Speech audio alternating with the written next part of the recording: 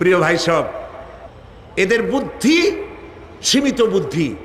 আর আল্লাহ কোরআনে বুদ্ধির কথা বলেন নাই, আল্লাহ বলেছেন জ্ঞানের কথা। আর ওরা হলো বুদ্ধিজীবী। ওরা কি জীবী কন? বুদ্ধিজীবী।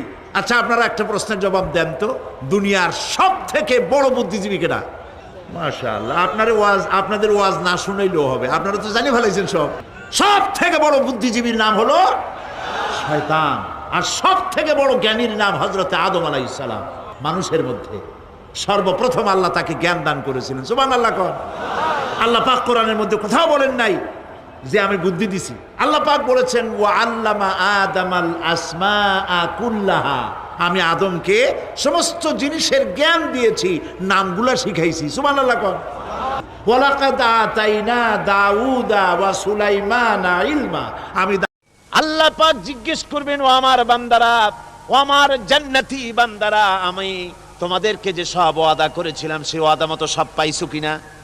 আমি ওয়াদা করেছিলাম আমার জন্য রাত জেগে যদি তাহাজ্জুদের নামাজ পড়ো, নামাজ রোজা হজ যাকাত যদি করো, আমার দিন কায়েমের জন্য যদি আন্দোলন করো, রক্ত যাও, আমার জন্য যদি কষ্ট করো, শহীদ হও, তাহলে আমি তোমাদেরকে জান্নাত দেব। যত ওয়াদা করছিলাম তা পেয়েছো কিনা?